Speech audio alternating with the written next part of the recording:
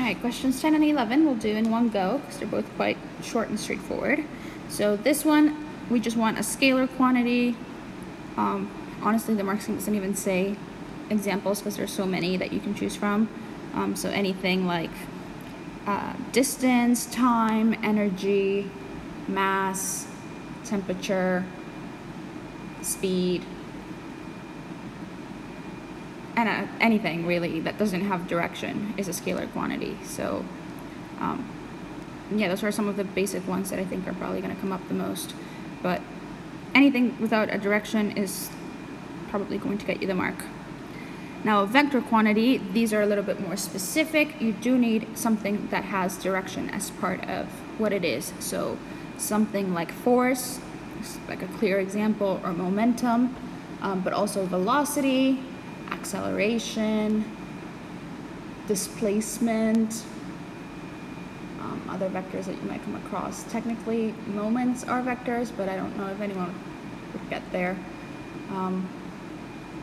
Yeah, I think those are probably the most common examples. If you're not sure, do come see me afterwards, but I think most of you probably will get these right. Really hope so.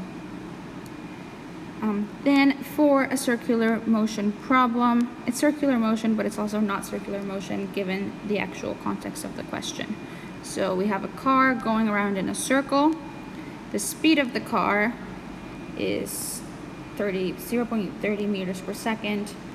This is the speed going around, which we call the tangential speed. In one complete revolution, the car travels 3.9 meters. So that's this whole distance is 3.9 meters, and it does so at a speed of 0.3 meters per second. So that's the same thing as going in a line, really, where they're going in a circle or going in a line. Either way, your distance is 3.9 meters and your speed 0.3 meters per second. So if I'm trying to find the time, I just use my speed equation.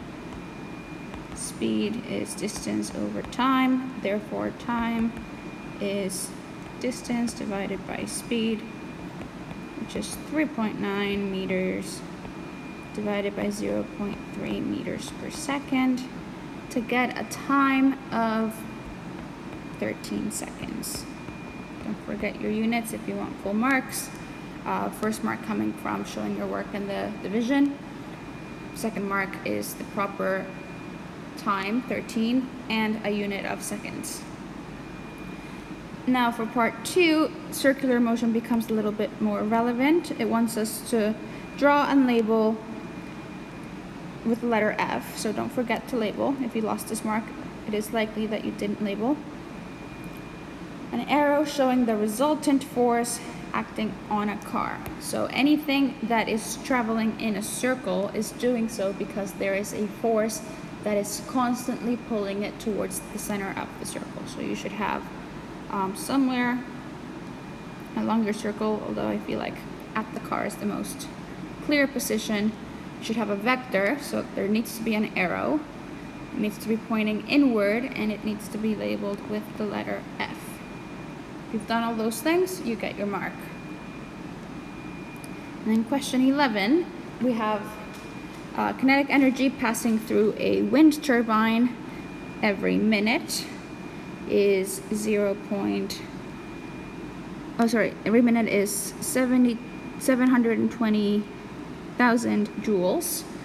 The electrical output of the turbine is 9 amps, and the potential difference is 240 volts. We want to figure out the efficiency, and we're given a hint that electrical energy is voltage times current times time. So there's 2 ways we could do this, but either way, it all starts with the efficiency equation. I'm just going to write it down here because we need a bit of space. So efficiency is essentially your energy output relative to your energy input. And instead of energy, we can also use power. That is fine. So I'll show you both ways. Either way works. They are equivalent because either way, you know, the time cancels out or divides out. So, and then times 100%, but that's like the least important part. For both of these, doesn't matter which way you're trying to approach the problem, the whole point of efficiency is of what you put into your system, how much of it was actually useful. So to determine that, before we even start putting numbers in, it's important to understand what type of energy you put in and therefore what came out as a result. That way you know which numbers to put in where. So if we have a wind turbine uses kinetic energy and turns it into electrical energy. So like that's just how a wind turbine works. We take kinetic energy and it becomes electrical. So now that we've identified that, we can then say, okay, my input is going to be the kinetic energy and the output is going to be my electrical energy. So kinetic energy, we are given that in 1 minute we are using this many joules. And then for electrical energy, given the equation, my V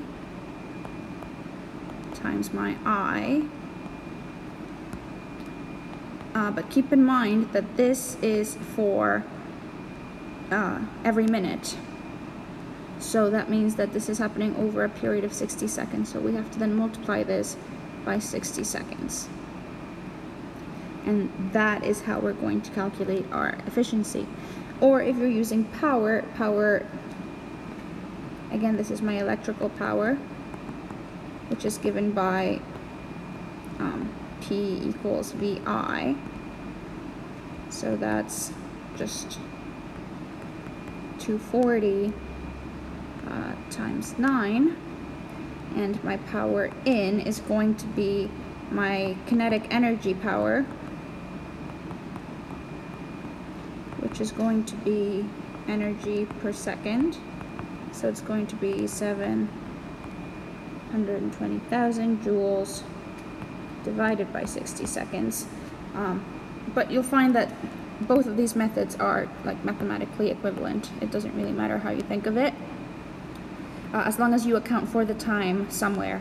So if you're using power, you have to account for your time in your input because it's given in joules and you want watts.